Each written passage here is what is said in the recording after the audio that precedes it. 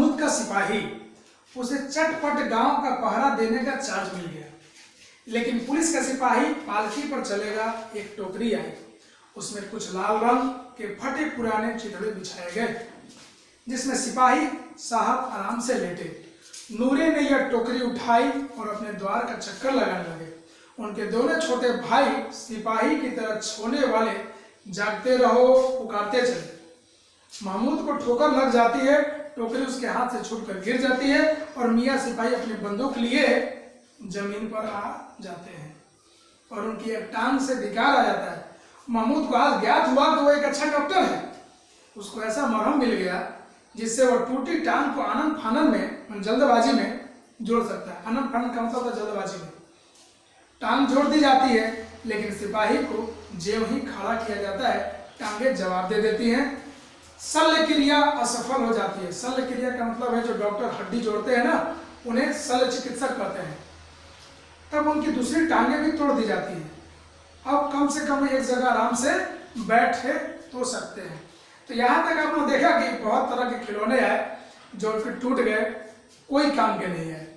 तो एक तरह का ये एक हंसी मजाक वाला कहानी भी है। लेकिन अब जो आगे की बात मैं बताने जा रहा हूँ वो एक दिल को छू देने वाली कहानी है। अब मियाँ हामिद का हाल सुनिए। अमीना उसकी आवाज सुनते ही दौड़ी और उसे गोद में उठाकर प्यार करने लगी। सहसा उसके हाथ में चिमटा देखकर वो चौंकी। यह चिमटा कहाँ था? मैंने मोल लिया है।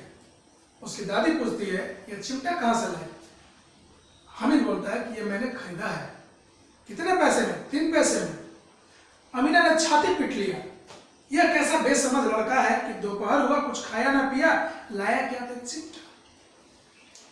चूंकि माँ का दिल और बूढ़ी दादी का दिल जो होता है अपने बच्चों के लिए बहुत ही, जब बच्चा दोपहर से कुछ खाया पिया ना हो तो ये देख करके बहुत ही उसके दिल दुखों से भर जाता है। लेकिन आगे का जवाब सुन करके अमीना दादी का दिल बहुत ही खुशी से भर जाता है। अमीना ने छाती पीट लिया। सारे मेले में तुझे और कोई चीज ना मिली जो यह लोहे का चिमटा उठा लाया? हामिद ने कहा, तुम्हारी उंगलियां तवे से जल जाती थी, इसलिए मैंने इसे ले लिया। यह बातें सुन करके, हामिद की बातें सुन करके अमीना का दिल भर आता है और उसने उसे छाती से लगा लिया। बुढ़िया का क्रोध तुरंत स्नेह में बदल गया। बच्चे में कितना त्याग, कितना सद्भाव और कितना विवेक है। दूसरों को खिलौने लेते और मिठाई खाते देखकर इसका मन कितना ललचाया होगा। वह भी इसे अपनी बुढ़िया दादी की याद बनी रही। वहां भी अमीना का मन गदगद हो गया खुशी से। वह रोने लगी, दामन फैलाकर हामिद को दुआएं देती रही और आंसू की बड़ी बड़ी बूंदें गिराती जाती थी, क्योंकि जो हामिद ने किया वो किसी और बच्चे ने नहीं किया।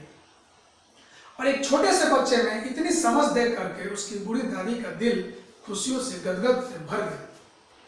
तो ये थी बच्चों ईदगाह की कहानी, जो कि आपको बहुत अच्छी लगी होगी। और मैंने इस पाठ का सारांश बता दिया है। इस कहानी के रचनाकार हैं प्रेमचंद, जिनका पूरा नाम है मुंशी प्रेमचंद। अब प्रेमचंद क्या होते हैं ये मैं आपको एक गृह कार्य के रूप में दे रहा हूं कि आप प्रेमचंद के बारे में इंटरनेट के माध्यम से और किताबों के माध्यम से आप इसके बारे में जानने की पहले कोशिश करें। धन्यवाद।